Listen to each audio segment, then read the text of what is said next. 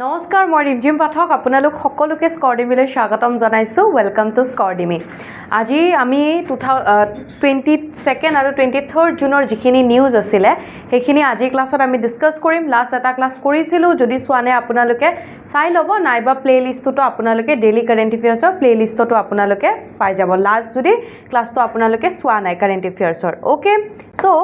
আজিৰ নিউজখিনি কি আছে সেইখিনি জনাৰ আগতে লাষ্ট ক্লাছটো এইকাৰণে চাব দিছোঁ বিকজ লাষ্ট ক্লাছত আপোনালোকক কেইটামান কুৱেশ্যন অফ দ্য ডে কেইটামান কুৱেশ্যন দিছিলোঁ প্ৰেক্টিছ কৰিবৰ কাৰণে সেই কুৱেশ্যন কেইটাৰ আনচাৰ এতিয়া ইয়াতে চাম আমি আৰু আপোনালোকৰ সেই আনচাৰ কেইটাৰ কিমানকেইটা কাৰেক্ট হৈছে কুৱেশ্যন কেইটাৰ কিমানকেইটা আনচাৰ কাৰেক্ট হৈছে সেইখিনি বস্তু আপোনালোকে ইয়াতে গম পাব এইখিনিতো স্থিতি কৰে হয় আমি ইয়াতে আমাক কৈছে যে অসমীয়া লৰাৰ মিত্ৰখন কোনে লিখিছিলে অসমীয়া লৰাৰ মিত্ৰৰ কথা আমি কিয় পঢ়িছোঁ সেইখনটো বুকছ এণ্ড অথৰ্ছত আহে বিকজ যোনে লিখিছিলে তেওঁৰ বিষয়ে আমি চাইছিলোঁ আৰু তেখেতৰ নাম কি হয় আনন্দৰাম ঢেকিয়াল ফুকন আনন্দৰাম ঢেকিয়াল ফুকনৰ মৃত্যু বাৰ্ষিকী হিচাপে আমি তেওঁৰ বিষয়ে চাইছিলোঁ গতিকে তেখেতে লিখিছিলে অসমীয়া লৰাৰ মিত্ৰ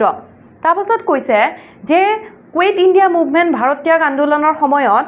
ফাঁসি দিয়া একমাত্ৰ অসমৰ শহীদগৰাকী কোন আছিলে 1942 আমি কিয় চাইছোঁ বিকজ সেই ব্যক্তিগৰাকীৰ বিষয়ে আহিছিলে গতিকে ব্যক্তিগৰাকীৰ মৃত্যু বাৰ্ষিকী আছিলে সেয়েহে আমি চাবলৈ গৈছিলোঁ এই কুৱেশ্যনটো আৰু ইয়াতে আনসাৰ হৈ যাব কুশল কোঁৱৰ ওকে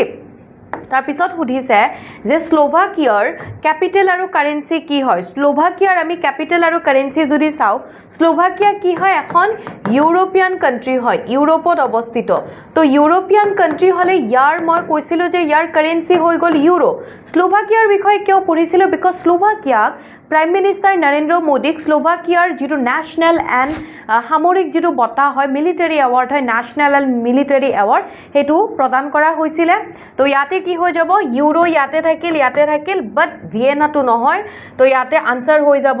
ব্ৰাটিস্লাভা আৰু ইয়াৰে কাৰেন্সি কি হৈ যাব ক্যাপিটেল হৈ যাব ব্ৰাটিস্লাভা আৰু কাৰেন্সি হৈ যাব ইউৰো অপশ্যন বি হৈ যাব কাৰেক্ট আনসাৰ তাৰপাছত ইয়াতে আমাক সোধা হৈছে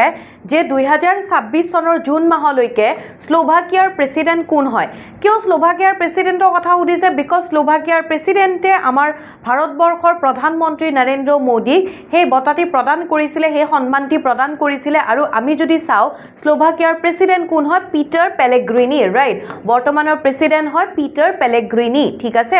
এইখিনি থাকিলে আজি আহিছো আজিৰ নিউজটোৰ ফালে ওকে বৰ্তমানৰ এটো আৰু আছিলে ইন্টাৰনেশ্যনেল যোগা ডেৰ কথা কৈছে ইন্টাৰনেশ্যনেল যোগা ডে আমি সেলিব্ৰেট কৰো 24 জুন 21 জুনত ৰাইট তো 21 জুনত যে ইন্টাৰনেশ্যনেল যোগা ডে আমি সেলিব্ৰেট কৰো তো কৰিছো অলৰেডি হৈ গ'ল 21 জুন তো ইয়াতে আমাক কোৱেশ্চনটো দিছিলে বিকজ আমি দেখিছিলোঁ যে 12টা আমাৰ ভাৰতবৰ্ষৰ 12টা জেগাক সেই যোগা ডে সেলিব্ৰেট কৰিবৰ কাৰণে চুজ কৰা হৈছিলে য'ত আমাৰ অসমৰ পৰা কি আছিলে কছাৰী দুৰ্গ আছিলে ৰাইট সো ইয়াতে আমাক সুধিছে যে আন্তঃৰাষ্ট্ৰীয় যোগ দিৱস 2026 ৰ বিষয়বস্তু কি হয় yoga for health ageing right option C হৈ যাব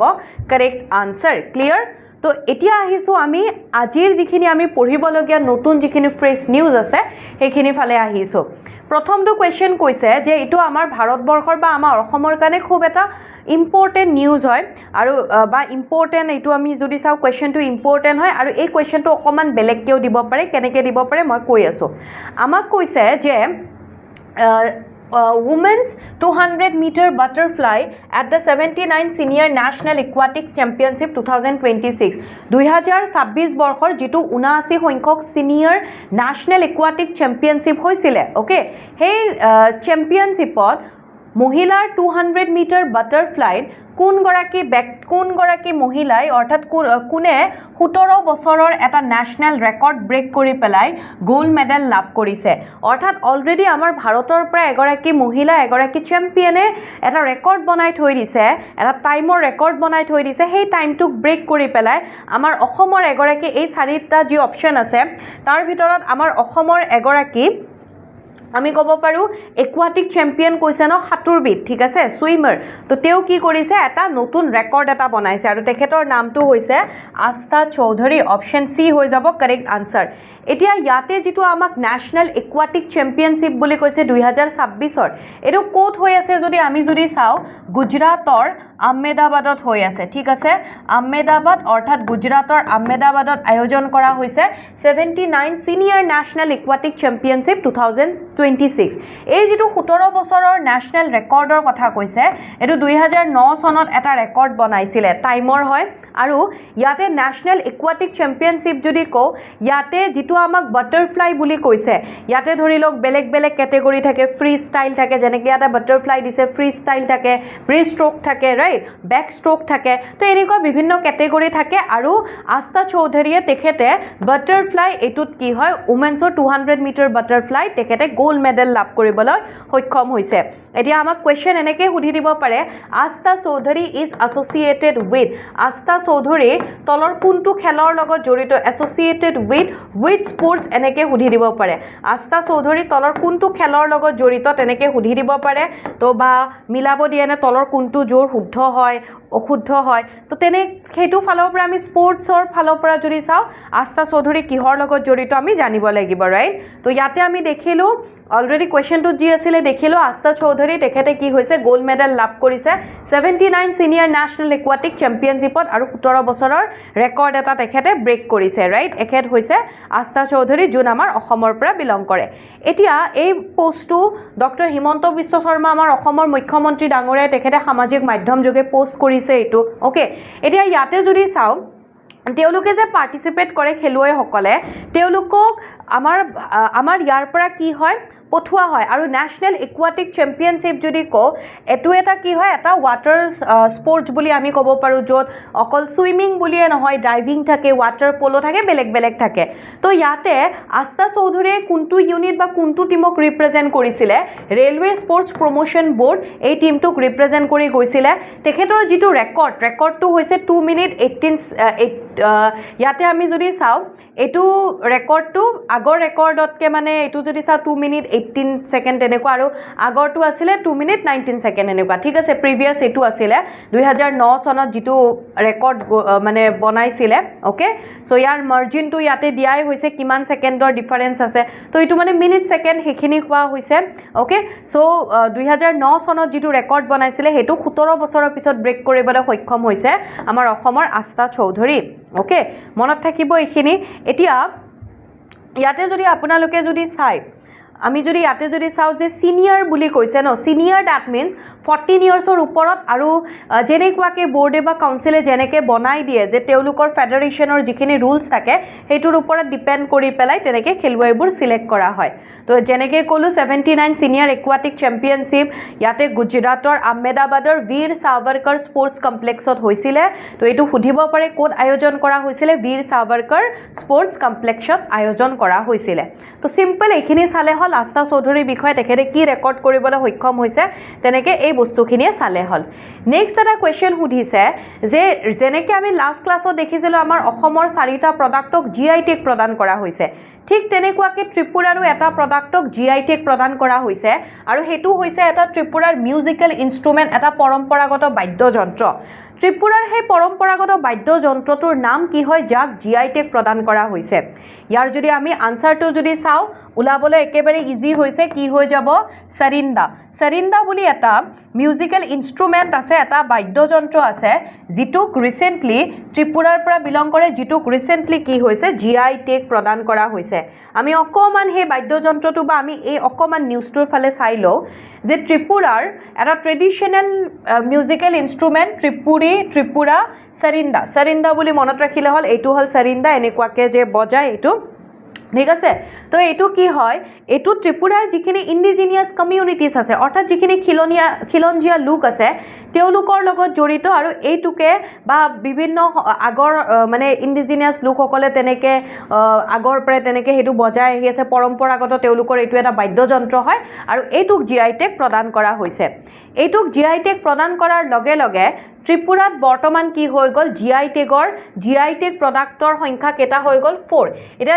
যেহেতু ত্ৰিপুৰা আমাৰ নৰ্থ ইষ্টৰ এখন ষ্টেট হয় গতিকে আমি ত্ৰিপুৰাৰ কি প্ৰডাক্টে জিআই টেগ লাভ কৰিছে হেখিনি এটলিষ্ট জনাটো ইম্পৰ্টেন্ট কেতিয়াবা সুধি দিব পাৰে বা আপোনালোকে এসএসসি আৰআৰবি এইবোৰৰ কাৰণে এইবোৰ এক্সামৰ কাৰণে প্ৰিপাৰেচন কৰিলেটো বেছি দৰকাৰ হয় তো ইয়াতে আমি যেনেকৈ দেখিলোঁ ত্ৰিপুৰা চাৰিন্দা এটা মিউজিকেল ইনষ্ট্ৰুমেণ্ট সেইটো গম পালোঁ ইয়াৰ বাহিৰেও বাকী তিনিটা কি আছিলে ত্ৰিপুৰা কুইন পাইনএপল যেনেকুৱাকৈ আমাৰ অসমৰ লিচু তেজপুৰৰ লিচুৱে GI টেগ লাভ কৰিছে সেই লিচুটো যিটো পাল্পি জুচি বা গুটিটো সৰু হয় বিভিন্ন তাৰ বেলেগ এটা গুণগত যি বৈশিষ্ট্য আছে তাৰে কাৰণে তেজপুৰৰ লিচুক GI টেগ প্ৰদান কৰা হৈছিলে ঠিক তেনেকুৱাকৈ ত্ৰিপুৰাৰ যিটো পাইনএপল বা যিটো আনাৰক কুইন পাইনএপল বুলি কোৱা হয় এইটোৰ যিটো সুইটনেছ মিঠা বা আৰোমা গোন্ধ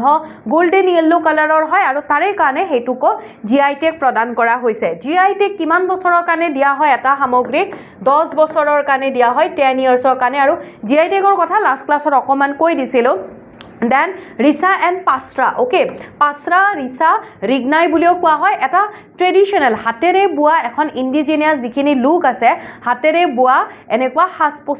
সাজ পোছাক বুলি আমি ক'ব পাৰোঁ হাতেৰে এনেকৈ বোৱে আৰু এটা হৈছে মাতাবাৰী পেৰা ওকে মাতাবাৰী পেৰাত এনেকুৱা পেৰা হয় পেৰা খাই পাইছে ন তো ত্ৰিপুৰাৰ যিটো মাতাবাৰী পেৰা সেইটো কি হয় GI টেগ প্ৰদান কৰা হৈছে আৰু এইটো মাতাবাৰী পেৰা কি হয় একচুৱেলি ত্ৰিপুৰাৰ যিটো ত্ৰিপুৰী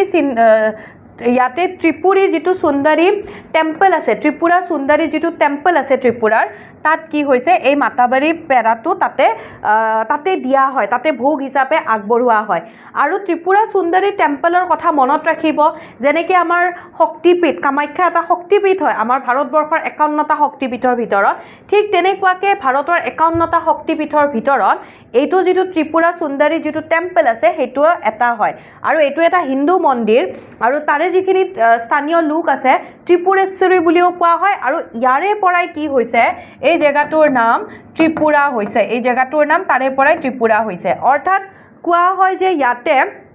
সতীৰ ভৰিৰ এটা অংশ পৰিছিল সৌ ভৰিৰ দক্ষিণ পদ আৰু তেনেকুৱা সৌ ভৰিৰ এটা অংশ পৰিছিল আৰু য'ত সতীৰ দেহৰ য'ত অংশ পৰিছে তাতে এটা শক্তিপীঠৰ সৃষ্টি হৈছে বুলি কোৱা হয় ৰাইট এতিয়া কামাখ্যা যেনেকৈ এতিয়া অম্বুবাচী মেলাৰ সময় তো কামাখ্যাত বিভিন্ন ভক্তগণ আহি আছে তো কামাখ্যাৰ পিছতে আমি যদি চাওঁ আটাইতকৈ আমাৰ নৰ্থ ইষ্টৰ বেছিকৈ ভিজিট কৰা টেম্পল যদি চাওঁ তেতিয়াহ'লে ত্ৰিপুৰা সুন্দৰী তাৰ ভিতৰত এটা পৰে কামাখ্যাৰ পিছতে ছেকেণ্ড মষ্ট ভিজিটেড টেম্পল হয় নৰ্থ ইষ্টৰ এইটো ওকে আৰু ত্ৰিপুৰা সুন্দৰী পাৰ্বতীৰে এটা ৰূপ বুলি গণ্য কৰা হয় অকণমান ত্ৰিপুৰা সুন্দৰী এই টেম্পলটোৰ কথা মনত ৰাখিব মাতাবাৰী পেৰাটোতকৈ ত্ৰিপুৰা সুন্দৰীৰ কথা বেছিকৈ সুধিব পাৰে তাৰপাছত আৰু এটা সামগ্ৰী মানে ভাৰতবৰ্ষৰ বেলেগ জেগাৰ সামগ্ৰীবোৰক GI টেগ দিয়া হৈছে এটা আৰু আছে বাৱন বুটি ওকে এই যিটো বাৱন বুটি শাৰী আৰু ফেব্ৰিক ক্ৰাফ্ট হয় এইটোক ৰিচেণ্টলি GI টেগ প্ৰদান কৰা হৈছে যিটো বিহাৰৰ লগত জড়িত এতিয়া বিহাৰৰ কোনটো জেগাৰ লগত জড়িত বুলি সুধিছে একেবাৰে ইজি নালন্দা এতিয়া ইয়াতে বাৱন বুটি দ্যাট মিন্স বাৱন মানে কি হয় এইটো যে 52 52 তো সেই বাৱন সেইটোৰ কথা কোৱা হৈছে আৰু বুটি বুলি যদি কওঁ তাৰ মানে কি হয় কাপোৰত বোৱা সৰু ধৰি লওক মটিভ বা নক্সা টাইপৰ ফুলৰ নিচিনা তেনেকুৱা তো সেইটোৱে বাৱন বুটি তাৰ পৰাই নামটো পাইছে তো আমি ইয়াতে যদি চাওঁ বিহাৰৰ কি হয় recently national bank for agricultural and rural development NABARD আৰু বিহাৰৰ গভৰ্ণমেণ্টৰ সহযোগত এতিয়া ধৰি লওক যেনেকুৱাকৈ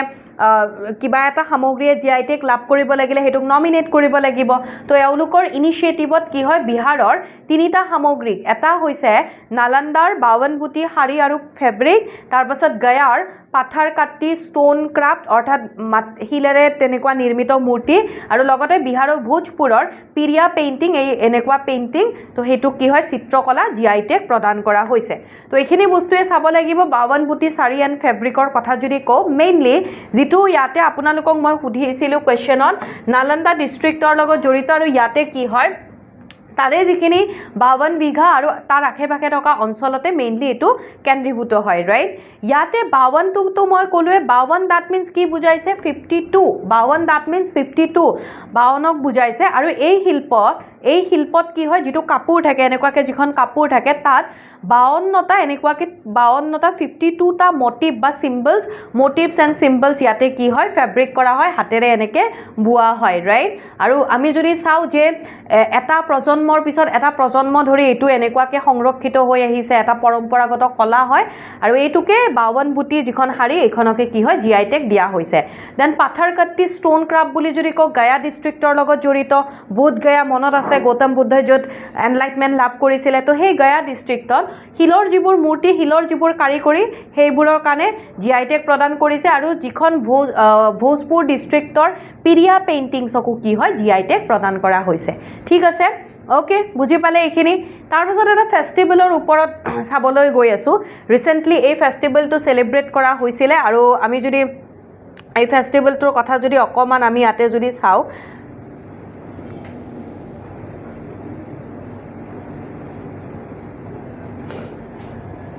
ইয়াতে কি কোৱা হৈছে the Raja festival is primarily celebrated in wish Indian state এটা ফেষ্টিভেল হৈছে ৰাজা মহোৎসৱ এইটো মেইনলি ক'ত চেলিব্ৰেট কৰা হয় উৰিষ্যাত চেলিব্ৰেট কৰা হয় ঠিক আছে এতিয়া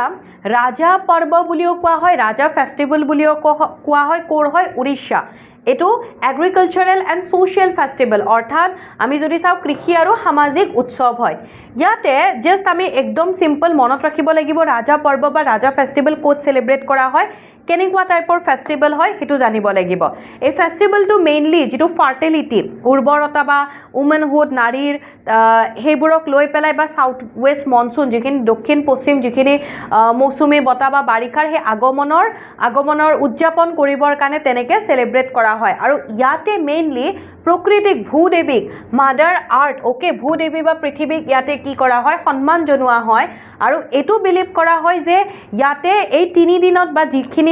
যিকেইদিন এই ফেষ্টিভেলটো চেলিব্ৰেট কৰা হয় সেই 3 দিনত বাৰ্ষিক ঋতুচক্ৰ অৰ্থাৎ যিটো এনুৱেল মেনষ্ট্ৰুৱেল চাইকেল আৰম্ভ হোৱা বুলি বা চলা বুলি তেনেকৈ সম্পন্ন হয় বুলি তেনেকৈ বিলিভ কৰা হয় আৰু ইয়াৰ যদি ৰাজা শব্দটো ঠিক আছে ৰাজা পৰ্ব বুলি যে কোৱা হয় ৰাজা শব্দটো আমি যদি চাওঁ এইটো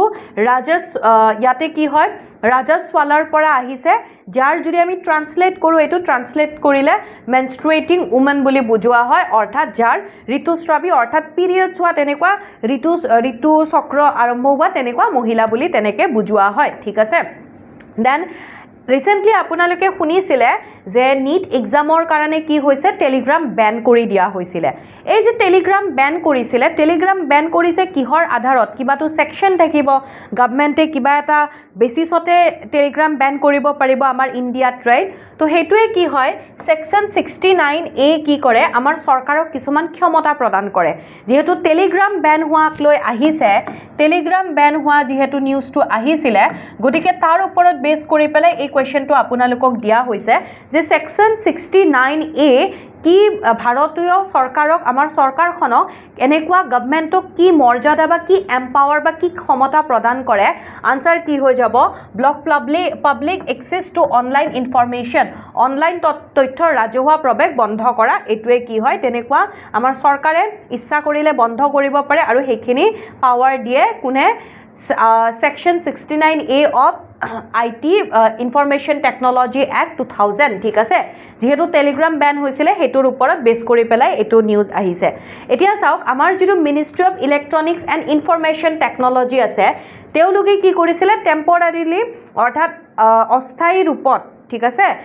যেহেতু ৰবিবাৰে নিট এক্সাম আছিলে গতিকে তাৰ কাৰণে কি কৰিছিলে টেলিগ্ৰামটো তেওঁলোকে ব্লক কৰি দিছিলে আৰু কিহৰ আণ্ডাৰত ব্লক কৰিছিলে section 69A of the information technology act 2000 চনৰ ধাৰা 69 কৰ অধীনত মানে তেনেকৈ অস্থায়ী ৰূপত বন্ধ কৰি দিয়া হৈছে অস্থায়ী সময়সীমাৰ কাৰণে আৰু এই একশ্যনটো কোনে লৈছে কাৰ ৰিকমেণ্ডেশ্যনত লোৱা হৈছে এই একশ্যনটো নেশ্যনেল টেষ্টিং এজেঞ্চি ৰিকমেণ্ডেশ্যনত লোৱা হৈছিলে এই একশ্যনটো এতিয়া ইয়াতে আমি যদি চাওঁ এই যিটো 69A হয় এইটোৱে আমি বা ইয়াৰ কথা যদি চাওঁ টেলিগ্ৰাম যে বেন কৰিছে কিহৰ কাৰণে টেলিগ্ৰাম বেন কৰা হৈছিলে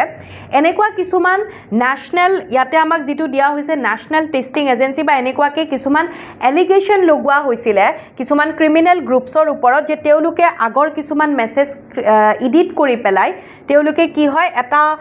ফেক নিটক লৈ পেলাই এটা ফেক নিউজ তেওঁলোকে সাৰ্কুলেট কৰিব পাৰে আৰু যিখিনি ষ্টুডেণ্টছ আছে যিখিনি পেৰেণ্টছ আছে তেওঁলোকক কি হয় তেওঁলোকক পেপাৰ লিক হৈছে এনেকুৱাকৈ তেওঁলোকক তেনেকুৱা টাইপত এটা ফেক নিউজ এটা সাৰ্কুলেট কৰিব পাৰে তাৰ কাৰণে কি হয় এনেকুৱা এটা এলিগেশ্যন এটা লগোৱা হৈছিলে যাৰ ফলত টেলিগ্ৰামটো বেন কৰি দিয়া হৈছিলে ৰাইট আমি যদি অকণমান ছেকশ্যন 69 ইয়াতে সেইখিনিয়ে কোৱা হৈছে যে ক্ৰিমিনেল অভিযোগ অনুসৰি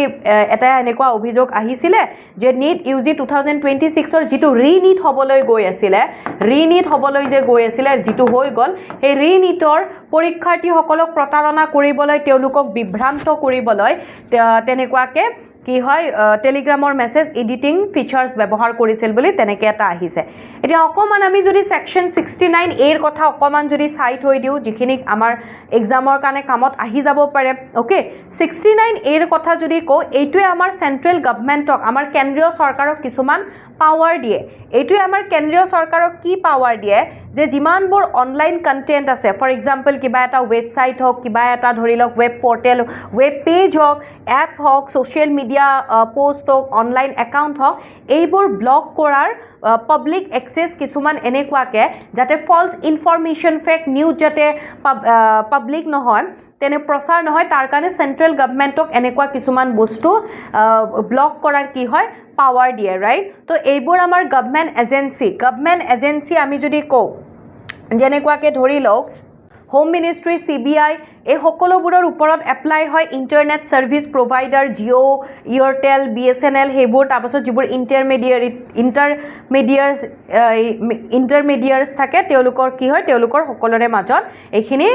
সকলোৰে ওপৰত প্ৰযোজ্য এটা কথাটো হল যে আমাৰ গভৰ্নমেন্টক আমাৰ চৰকাৰক এইখিনি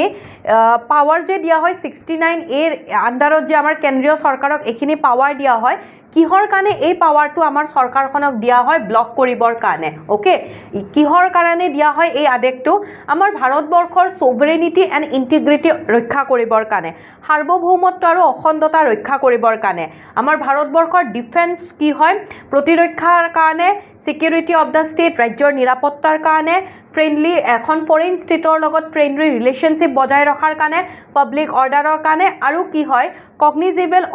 কগনিজেবল যিবোৰ অফেন্সেস আছে সেইবোৰ কি হয় প্ৰিভেন্ট কৰা তেনেকুৱা সেইবোৰৰ কাৰণত কি হয় এটো আমাৰ চৰকাৰে কেন্দ্ৰীয় চৰকাৰক এইখিনি পাৱাৰ দিয়া হয় এতিয়া আমি যদি ফ্ৰেন্ডলি ৰিলেশনশিপৰ কথা যদি কও ধৰি লও কোনোবা এখন আমাৰ ভাৰতবৰ্ষৰ কোনোবা এখন কান্ট্ৰিৰ লগত কি হয় এটা ভাল আমি ধৰি ললো ফ্ৰেন্সৰ লগত এটা ভাল ৰিলেশনশিপ আছে কিন্তু কালি যদি আমাৰ ভাৰতবৰ্ষৰ কোনোবা এটা ওয়েবসাইটে সোশ্যাল মিডিয়াৰ কিবা এটা ওয়েবসাইটে ফ্ৰেন্সৰ এগেইনষ্টত যদি কিবা যদি প্ৰপাগেণ্ডা মানে বিয়পাই থাকে কিবা যদি ফলছ যদি কিবা নিউজ বিয়পাই থাকে তো তেতিয়া কি হয় যে এনেকুৱা যদি কিবা হেই কৰে যে ফ্ৰেন্সে গৈ পেলাই কালি কি হয় ভাৰতবৰ্ষত এটেক কৰিব তেনেকুৱা ধৰণৰ কিছুমান বিলে নিউজ কিছুমান সাৰ্কুলেট কৰি আছে যিটোৱে কি কৰিব আমাৰ ভাৰত আৰু ফ্ৰেন্সৰ মাজৰ যিটো ফ্ৰেণ্ডশিপ আছে তাত ব্যাঘাত জন্মাব পাৰে অৰ্থাৎ তাত এটা কি হয় মতানৈক্যৰ সৃষ্টি হ'ব পাৰে ৰাইট তো তেনেকুৱা ক্ষেত্ৰত কি হয় যদি চৰকাৰে বিচাৰে সেই যিটো একাউণ্ট আছে বা কিবা এটা যদি যেনেকৈ টেলিগ্ৰাম বেন কৰিলে তেনেকুৱা সোশ্যাল মিডিয়া কিবা এটা থ্ৰুদি যদি বেছিকৈ সাৰ্কুলেট হৈ আছে হেতু আমাৰ কেন্দ্ৰীয় চৰকাৰৰ হাতত পাৱাৰ থাকে যে তেওঁলোকে হেতু ব্লক কৰি দিব পাৰে ঠিক আছে বুজি পালে বা কিবা এটা ধৰি লওক ওয়েবসাইট বা সোশ্যাল মিডিয়া একাউণ্টে ফলছ ইনফৰমেশন তো এনেকুৱা ধৰি লওক কিবা যদি নেইবাৰিং কান্ট্ৰিৰ লগত এনেকুৱা কিবা হেই কৰি থাকে সেইবোৰৰে তেনেকৈ কোৱা হৈছে ঠিক আছে এতিয়া আমি ইয়াতে যদি চাও ইয়াতে দুটা বস্তু দিয়া হৈছে এটা হৈছে প্ৰিভেন্টিং incitement two cognizable offences incitement বুলি যদি সোধা হয় আৰু এটা বস্তু হয়তো বুজি পোৱা নাই দুটা word incitement and cognizable incitement বুলি যদি কোৱা হয় তেতিয়া হলে ইনসাইটমেন্ট মানে হয় যে কোনোবাক প্ৰভোক কৰা ঠিক আছে কোনোবাক আমি উছতাই দিছো কোনোবাক প্ৰভোক কৰিছো এনকাৰেজ কৰিছো কিবা এটা ক্ৰাইম কৰিবৰ কাৰণে কগনিজেবল মানে কি হয় যে কোনোবা এগৰাকী দোষীক পুলিচে উইদাউট ৱাৰেণ্ট যদি এৰেষ্ট কৰে ঠিক আছে মানে কিবা এটা এফআইআৰৰ বেসিছত যদি পুলিচে যদি এৰেষ্ট কৰে কোনো ধৰণৰ কোৰ্টৰ প্ৰায়ৰ ৰিকমেন্ডেশন নোহোৱাকে এৰেষ্ট যদি কৰে হেতু হৈ গল কগনিজেবল অফেন্সেস এটো কি হয় এনেকুৱা ধৰণৰ যে যিবোৰ কোনোবা এগৰাকী ব্যক্তিয়ে কিবা এটা ক্ৰাইম কৰাৰ পৰা তেওঁক ৰখাবৰ কাৰণে ক্ৰাইম এটা নহবৰ কাৰণে যাতে ক্ৰাইম এটা নহয় অনলাইন কন্টেন্ট এনেকুৱা কিবা অনলাইন কন্টেন্ট এটাই যাতে মানুহক যাতে কিবা এটা ক্ৰাইম কৰাৰ পৰা যাতে দূৰত ৰাখে এনকাৰেজ কৰাৰ পৰা যাতে দূৰত ৰাখে হেতুৰ কাৰণে কি হয় এটো কগনিজেবল যেটো অফেন্সেস আছে হেবোৰ তেনেকুৱা হেতুৰ কথা কোৱা হৈছে এইবোৰৰ ক্ষেত্ৰত এটো 69 এ ইউজ কৰিব পাৰি এতিয়া ইয়াতে কি হয় যে ইম্পৰ্টেন্ট কেস এটা হৈছিলে Shreya Singhal versus Union of India ইয়াতে সুপ্ৰিম কোৰ্টে 69A কনষ্টিটিউচনেল ভ্যালিডিটি প্ৰভাইড কৰিছিলে অৰ্থাৎ সাংবিধানিক বৈধতা কি হয় ইয়াক সমৰ্থন কৰিছিলে অৰ্থাৎ 2015 চনৰ এটা কেছ হয় ঠিক আছে 2015ৰ এটা কেছ হয় Shreya Singhal versus union of India ইয়াতে সুপ্ৰিম কোৰ্টে গোটেইখিনি প্ৰভিজন যি আছিলে ইনফৰমেশ্যন টেকনলজি এক্ট 2000ৰ গোটেইখিনি এক্সামাইন কৰি পেলাই এটো কৈছিলে যে কোৰ্টে কি হয় কোৰ্টে এটো ডিক্লেয়াৰ কৰিছিলে যে 69A ভ্যালিড হয় বুলি তেনেকুৱাকে যেটো 69A যেটো সেকশন আছে এটো ভ্যালিড হয় বুলি কৈছিলে আৰু ইয়াৰ মানে কি কৈছিলে যে গভৰ্নমেন্টৰ হাতত এখিনি পাৱাৰ থাকে কেন্দ্ৰীয় চৰকাৰৰ হাতত এখিনি পাৱাৰ থাকে যে কেন্দ্ৰীয় চৰকাৰে 69A ইউজ কৰি পেলাই কিবা এটা বস্তু ব্লক কৰিব পাৰে হেতু কথা ইয়াতে কোৱা হৈছিল ঠিক আছে এইখিনিতে মই আপোনালোকক জনাব বিচাৰো আপোনালোকে নিশ্চয় গম পাইছে যে অলৰেডি আমাৰ বিভিন্ন আমাৰ অসম চৰকাৰে কৈ আছে যে বিভিন্ন এক্সামৰ কাৰণে ভ্যাকেন্সি ওলাব ৰাইট সেইখিনি আমাৰ অসম চৰকাৰে কৈ আছে গতিকে আপোনালোকে এতিয়াৰ পৰাই প্ৰস্তুতি চলাই যোৱাটো বহুত বেছি ইম্পৰ্টেন্ট হয় গতিকে যদি প্ৰত্যেকটো বস্তু আপোনালোকে ভালকে নিখুঁতভাৱে কনসেপ্ট বুজি পেলাই গুটেইখিনি বস্তু যদি ধুনিয়াকে পঢ়িব বিচাৰিছে আপোনালোকে তেতিয়া হলে আমাৰ এপত কেটামান কোৰ্স ডিজাইন কৰা হৈছে এডিআৰই সিটেট আসাম পুলিচ এনেকুৱা কিবা কিবি আছে আপোনালোকে এবাৰ এপটো ভিজিট কৰক এপটো ভিজিট কৰি পেলাই নাইবা যদি কিবা বিচাৰি পোৱাত প্ৰবলেম পায় তেতিয়া হলে 9181372998 এটো নম্বৰত কল কৰি পেলাই আপোনালোকে তাত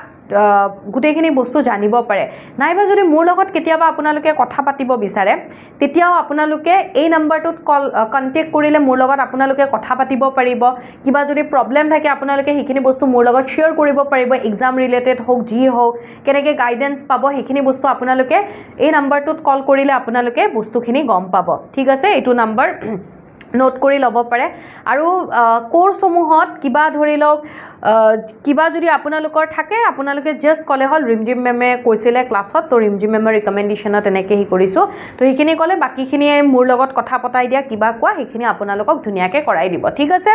সো আগবাঢ়িছো নেক্সট আন এটা নিউজৰ ফালে জিটো কোৱা হৈছে ইণ্ডিয়াৰ আমাৰ গ্লোবাল পিস ইনডেক্সত ইণ্ডিয়াৰ ৰেংক কিমান হয় হেতু কথা ইয়াতে সোধা হৈছে ৰিসেন্টলি বিশ্ব শান্তি সূচাংক ওলাইছে আৰু ইয়াতে আমাৰ ভাৰতবৰ্ষৰ স্থান কিমান আমাক সুধিছে ইয়াতে আমি যদি চাও বিশ্ব শান্তি সূচাংক অৰ্থাৎ 169 কান্ট্ৰিৰ ভিতৰত ভাৰত 163 কান্ট্ৰিৰ ভিতৰত আউট অফ 163 আমাৰ ভাৰতবৰ্ষৰ ৰেংক হৈছে 127 দ্যাট মিন্স কোনখন দেশ কিমান বেছি হ্যাপি অৰ্থাৎ কোনখন দেশ কিমান বেছি হ্যাপি দ্যাট মিন্স শান্তি আছে গ্লোবাল পিস ইনডেক্স বিভিন্ন ফ্যাক্টৰ থাকে সেই কাৰক থাকে সেইবোৰৰ ওপৰত বেছ কৰি পেলাই এখন দেশক ৰেংক দিয়ে আৰু এই যেটো ৰেংক গ্লোবাল পিস ইনডেক্স যেটো আছে এটা এনুৱেল ৰিপৰ্ট বাৰ্ষিক ৰিপৰ্ট হয় যেটো কি হয় কোনখন দেশ কিমান শান্তিত আছে গুটেই বিশ্বজুৰি হেখিনি বস্তু চোৱা যায় আৰু এটুক পাবলিশ কোনে কৰে ইনষ্টিটিউট ফৰ ইকনমিক্স এণ্ড পিছৰ দ্বাৰা পাবলিশ কৰা হয়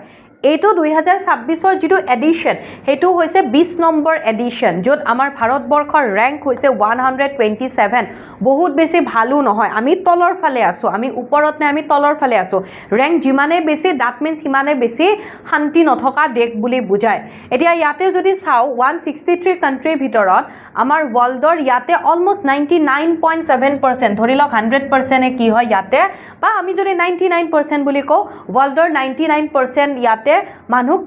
ইনক্লুড কৰা হয় পপুলেশন কভাৰ কৰা হয় ইয়াতে কি হয় এখন কোনোবা এখন দেশৰ পিস এণ্ড সিকিউৰিটিৰ ওপৰত টোটাল 23 টা ইন্ডিকেটৰছৰ ওপৰত বেছ কৰি পেলাই দেশখনক ৰেংক দিয়া হয় তাৰ উপৰি দেশখনক মাৰ্ক দিয়া হয় এটা ঠিক আছে ৰেংকৰ লগত মাৰ্ক দিয়া হয় এতিয়া আমি যদি 2026 ৰ গ্লোবাল পিস ইনডেক্সৰ কিছুমান ইম্পৰ্টেন্ট তথ্য চাও এখন দেশ আছে যিখনৰ নাম হৈছে আইসল্যান্ড মনত ৰাখিব এতিয়া মানুহ সুখী তেতিয়া হ'ব যেতিয়া মানুহৰ মাথা ঠাণ্ডা থাকিব ৰাইট খংচং নুঠিব আইসল্যান্ড মনত ৰাখক আইস মাথাত দিলে ঠাণ্ডা হৈ পৰে গতিকে সব মানুহৰ মাথা ঠাণ্ডা আইসল্যান্ড হেকানে এনেকুৱা শান্তি হোক কিবা হোক হ্যাপি হোক কিবা হোক জেন্ডাৰ ইকুৱেলিটি তো এইবোৰত কি হয় আইসল্যান্ড সদায় টপত থাকে ৰেংক 1ত থাকে আৰু গ্লোবাল পিস ইনডেক্সত 2026 তো আইসল্যান্ড ৰেংক 1ত আছিল নট অনলি 2026 19 বছৰ ধৰি 19 কনসিকিউটিভ ইয়াৰ 19 বছৰ ধৰি একেৰাহে আইসল্যান্ড কি হৈছে পিসফুল কান্ট্ৰি হিচাপে পৰিগণিত হৈছে আটাইতকৈ কম শান্তিপূৰ্ণ দেশ কোনখন হয়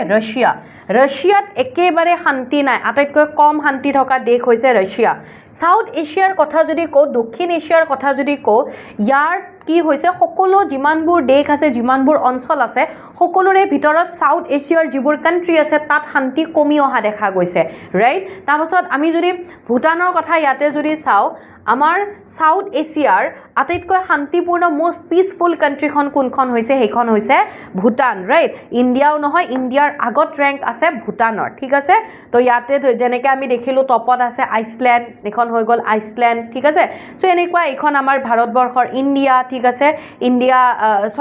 ভাৰতবৰ্ষৰ ইণ্ডিয়া বুলি ক'লোঁ ভাৰতৰ ওচৰতে আছে ভূটান ৰাইট তাৰপিছত এখন ইণ্ডিয়া 127 ইণ্ডিয়াতকৈ আৰু বেছি শান্তি নথকা আৰু এখন আমাৰ ওচৰ চুবুৰীয়া দেশ আছে পাকিস্তান 157 ৰেংক হয় 152 সংখ্যক ৰেংক হয় ঠিক আছে ৰাছিয়াৰ একেবাৰে লাষ্ট 163 ঠিক আছে এতিয়া ইণ্ডিয়াৰ পজিশ্যন যদি চাওঁ আউট অফ 163 ইণ্ডিয়াৰ পজিশ্যন কিমান হয় 127 স্ক'ৰ কিমান পাইছে 2.409 ইণ্ডিয়াৰ ৰেংক কি হৈছে তিনিটা প্লেচ কমি গৈছে আগৰ যদি আমি কম্পেয়াৰ কৰোঁ তেতিয়াহ'লে ইণ্ডিয়াৰ ৰেংক কিমান হৈছে ইণ্ডিয়াই আকৌ ৰেংক বাঢ়িব লাগিছিল তাৰ মানে আগুৱাই যাব লাগিছিল কিন্তু তিনিটা প্লেচ কি হৈ গৈছে কমি গৈছে ঠিক আছে 10 most peaceful country ইয়াতে যদি চাওঁ 10খন আটাইতকৈ শান্তিপূৰ্ণ দেশ যদি চাওঁ Iceland New Zealand Switzerland Slovenia Ireland Austria north Australia Austria Portugal Singapore Finland and Japan ঠিক আছে এইকেইখন হৈছে যেনেকৈ ইয়াতে আছে জাপান ফিনলেণ্ড আইচলেণ্ড এইখিনি ছুইজাৰলেণ্ড স্লোভানিয়া আয়াৰলেণ্ড এইখিনি ইউৰোপিয়ান কাণ্ট্ৰি তেনেকৈ অষ্ট্ৰিয়া পৰ্তুগাল ঠিক আছে চ' এইবোৰ হৈ গ'ল আটাইতকৈ শান্তিপূৰ্ণ দেশ ঠিক আছে তাৰ পাছত আন এটা কুৱেশ্যনলৈ গৈছোঁ ৰিচেণ্টলি G7 সামিট হৈ গ'ল ৰাইট আৰু এইবাৰ কিমান সংখ্যক G7 সামিট আছিলে 52nd G7 সামিট আছিলে আৰু 52 সংখ্যক G7 শীৰ্ষ সন্মিলন ক'ত অনুষ্ঠিত হৈছিল সেই কুৱেশ্যনটো আমাক সোধা হৈছে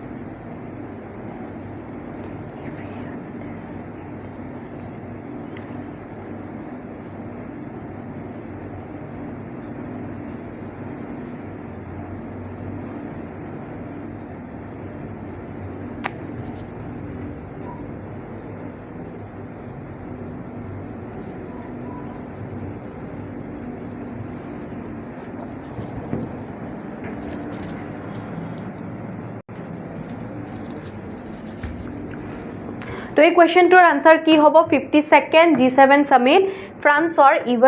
ইভিয়ান লেছ বেইনছত কি হৈছে 52 সংখ্যক G7 সামিট আয়োজন কৰা হৈছে ওকে এতিয়া আমি ইয়াতে যদি চাওঁ ইম্পৰ্টেণ্ট আৰু আমাৰ কাৰণে কিয় হৈ পৰে বিকজ ইয়াতে আমাৰ ভাৰতবৰ্ষৰ প্ৰাইম মিনিষ্টাৰ নৰেন্দ্ৰ মোদী তেখেতৰ ফ্ৰান্স আৰু স্লোভাকিয়াৰ তেখেতৰ এটা 6 দিনীয়া ভিজিট আছিলে য'ত তেখেতে 13 জুনত তেনেকৈ গৈছিলে সেই ভিজিটটোৰ কাৰণে ঠিক আছে আৰু তাৰ পাছত তেখেতে কি কৰে যিটো 52nd যিটো G7 সামিট হৈছিলে তাত তেখেতে কি হয় এটেণ্ড কৰিছিলে আৰু সেইখিনিৰ ওপৰতে আমি কিছুমান বস্তু ইয়াতে যেনেকৈ চাব লাগিব ইয়াতে এতিয়া আমি যদি চাওঁ এই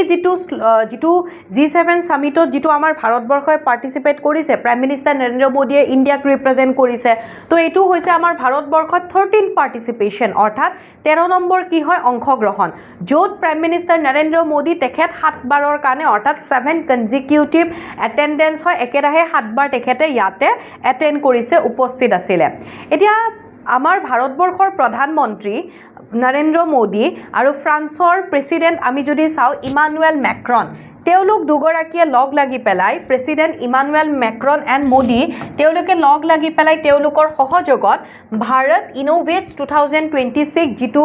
প্ৰথম ইউৰোপত ভাৰতৰ প্ৰথম মানে আমি যদি চাওঁ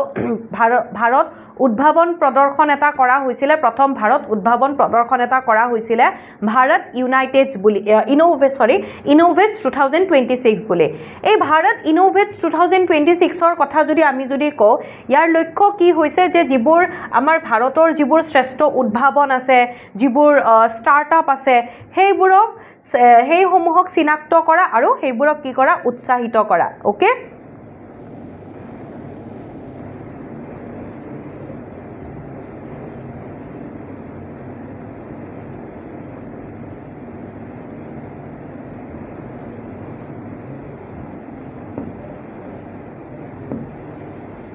বা আমি যদি একদম সিম্পল ভাষাত যদি কওঁ আমাৰ ভাৰতবৰ্ষৰ যিবোৰ ষ্টাৰ্টআপ আছে আমাৰ ভাৰতবৰ্ষৰ যিবোৰ নতুন প্ৰযুক্তি আছে ওকে গৱেষণা আছে নতুন টেকনলজি ইনোভেশন যিবোৰ আছে সেইবোৰ বিশ্বৰ সন্মুখত দাঙি ধৰা গোটেই বিশ্বৰ সন্মুখত সেইবোৰ প্ৰদৰ্শন কৰা ঠিক আছে অৰ্থাৎ ইয়াৰ লক্ষ্য হৈছে যিবোৰ ভাৰতীয় উদ্ভাৱন আছে সেইবোৰক বিশ্বব্যাপী স্বীকৃতি প্ৰদান কৰা এইটোৱে হৈছে ইয়াৰ লক্ষ্য আৰু এই ভাৰত ইনোভেটছ 2026 ফ্ৰান্সৰ কোড ইনৰ্গেট কৰা হৈছিল মনত ৰাখিব নিছ ঠিক আছে তাৰোপৰি মোদীৰ কথাটো ক'লো তেখেতে 52nd G7 সামিট তেখেতে ফ্ৰান্সৰে এভিয়ান লেছ বেইনছত তেখেতে 15 পৰা 17 জুনৰ ভিতৰত তেখেতে এইটো এটেন্ড কৰিছিলে এইটো হৈ গ'ল ভাৰত ইনোভেটছ ঠিক আছে কেতিয়া হৈছিলে কোড হৈছিলে হেতু মনত ৰাখিব কোনে উদ্ঘাটন কৰিছিলে ইয়াতে ইণ্ডিয়াই আউটৰেচ বা পাৰ্টনাৰ কান্ট্ৰি হিচাপে ইয়াতে ইণ্ডিয়াই সহযোগ কৰিছিলে এতিয়া আউটৰেচ কান্ট্ৰি বুলি যদি কওঁ অৰ্থাৎ হেতু কোনো মানে ৰেগুলাৰ মেম্বাৰ নহয় বাট কি হয় ইনভাইটেড পাৰ্সন হয় অৰ্থাৎ এগৰাকী ব্যক্তিক নিমন্ত্ৰণ জনোৱা হৈছে আমন্ত্ৰণ জনোৱা হৈছে কোনো এটা আন্তঃৰাষ্ট্ৰীয় অনুষ্ঠান বা সন্মিলনত ব্যক্তি এগৰাকীক অংশগ্ৰহণ কৰিবলৈ দিয়া হৈছে আৰু সেই অংশগ্ৰহণৰ জৰিয়তে আন এখন দেশৰ লগত সহযোগিতা আন এখন দেশৰ লগত আলোচনা আৰু সম্পৰ্ক শক্তিশালী কৰি তুলিবৰ কাৰণে তেনেকুৱাকে পাৰ্টনাৰ বা আউটৰেচ কান্ট্ৰি হিচাপে ভাৰতবৰ্ষই পাৰ্টিসিপেট কৰিছিলে ইয়াতে ঠিক আছে আৰু ইয়াতে কি হয় যেতিয়া প্ৰাইম মিনিষ্টাৰ নৰেন্দ্ৰ মোদী গ'ল আমি লাষ্ট ক্লাছত পঢ়িছিলো স্লোভাকিয়াৰ যে তেওঁক নেশ্যনেল আৰু যেটো মিলিটাৰী এৱাৰ্ড হয় হেতু দিয়া হৈছিলে তো হেতুৱে আছিলে আৰু তাত পঢ়িছিলো স্লোভাকিয়াৰ হেতু তেওঁৰ ফাৰ্স্ট ভিজিট আছিলে ইউৰোপিয়ান কান্ট্ৰি স্লোভাকিয়া তো ইয়াতে হেতু কথা ইয়াতে কোৱা হৈছে স্লোভাকিয়াত তেখেতৰ প্ৰথম ভিজিটৰ কথা আমি যদি অকমান G7ৰ কথা যদি চাও G7 group of 7 right এটা মেজৰ এডভান্স ইকনমিক্স হয় ইয়াৰ মেম্বাৰ্স কোন হয় মেম্বাৰ্স ইম্পৰ্টেন্ট হয় USA UK পাৰ্মানেন্ট মেম্বাৰ যদি চাও USA আছে তাৰপাছত UK আছে USA UK France Germany Italy Japan Canada তাৰপাছত ইউৰোপিয়ান ইউনিয়ন ঠিক আছে এতিয়া ফৰ্মেশন হৈছিল 1975ত ফ্ৰান্সত ঠিক আছে এতিয়া সেই সময়ত G6 বুলি আছিল তাৰ পাছত 1976ত কানাডা জয়েন হল G7 হৈ গল ৰাছিয়া জয়েন হল 1997ত G8 হৈ গল বাট পিছত গৈ পেলাই 2014ত ৰাছিয়াক সাসপেন্ড কৰে উলাই আহে তাৰ পৰা আকৌ কি হয় G8ৰ পৰা G7 হৈ যায় প্ৰেসিডেন্সি ইয়াৰ ৰোটেট হৈ থাকে 2026ৰ প্ৰেসিডেন্সি অৰ্থাৎ অধ্যক্ষতা কোড আয়োজন কৰিব কোনে হি কৰিব তো প্ৰেসিডেন্সি 2026ৰ কোনে লাভ কৰিছে ফ্ৰান্সে লাভ কৰিছে ঠিক আছে যেহেতু ফ্ৰান্স তাৰে মেম্বাৰ হয় তো প্ৰেসিডেন্সিৰ কথা কলো সেক্ৰেটাৰিয়েট যদি চাও কোনো ধৰণৰ পাৰ্মানেন্ট সেক্ৰেটাৰিয়েট নাই ইণ্ডিয়াৰ ষ্টেটাস যদি চাও G7ত ইণ্ডিয়া এখন ইয়াৰে মেম্বাৰ নহয় পাৰ্মানেন্ট মেম্বাৰ নহয় বাট আউটৰেচ বা পাৰ্টনাৰ কান্ট্ৰি হিচাপে ইয়াক যিখন হোষ্ট নেশ্যন থাকে যেনেকৈ এবাৰ ফ্ৰান্সে হোষ্ট কৰিছে অধ্যক্ষতা প্ৰেসিডেন্সি তেওঁলোকৰ আছিল গতিকে হোষ্ট নেশ্যনে তেনেকৈ আউটৰেচ কান্ট্ৰি হিচাপে ইনভাইট কৰে 2026ৰ থিম কি হয় renewed global partnership shared growth AI deployment critical minerals okay এইখিনিৰ ওপৰত ডিসকাস কৰা হ'ব ঠিক আছে এগেইন ইয়াতে আপোনালোকক আৰু এবাৰ মনত পেলাই দিছো যদি আপোনালোকে কেনেকৈ প্ৰিপাৰেচন কৰিব কি কৰিব তাৰ কাৰণে যদি আপোনালোকে মোৰ হৈতে কথা পাতিব বিচাৰে আপোনালোকৰ প্ৰিপাৰেচনত যদি কিবা সহায় লাগে আপোনালোকে এই যিটো নম্বৰ দিয়া হৈছে 9181372998 ইয়াতে কন্টেক্ট কৰিব মোৰ লগত কথা পাতি আপোনালোকে এটলিষ্ট আপোনালোকৰ কেনেকৈ প্ৰিপাৰেচনত মানে কি কৰিব কি নকৰিব যদি আপোনালোকে বিচাৰিছে গাইডেন্সৰ কাৰণে তেনেহলে মই সদায় ৰেডি আছো আপোনালোকৰ কাৰণে জাস্ট আপোনালোকে ইয়াতে এবাৰ কল কৰিব মেসেজ কৰিব কথা পাতিবৰ কাৰণে ঠিক আছে ওকে দেন এইখিনি হৈ গল আজিৰ ক্লাছৰ আমাৰ মেইন টপিক কি আছিলে নিউজখিনি হৈ গল এতিয়া কোৱেশ্চন অফ দা ডেৰ ফালে আহিছো কোৱেশ্চন কেটাৰ আনসাৰ আপোনালোকে দিব নেক্সট ক্লাছত মই ইয়াৰ আনসাৰ কেটা কৈ দিম আমাক সুধিছে 79 সিনিয়ৰ নেশ্যনেল একুৱাটিক চেম্পিয়নশ্বিপ 2026 সেইটো ক'ত আয়োজন কৰা হৈছিলে এইটো আপোনালোকে জনাব দেন কোনে গ্লোবাল পিচ ইনডেক্স পাব্লিছ কৰে বিশ্ব শান্তি সূচাংক পাব্লিছ কৰে and Bharat innovates 2026 prime minister Narendra মোদীয়ে যেতিয়া ইনৰ্গেট কৰিছিলে তেওঁ ক'ত যাওঁতে ইনৰ্গেট কৰিছিলে কাৰ লগত ইনৰ্গেট কৰিছিলে ফ্ৰান্সৰ প্ৰেছিডেণ্ট ইমানুৱেল মেক্ৰনৰ লগত ৰাইট আকৌ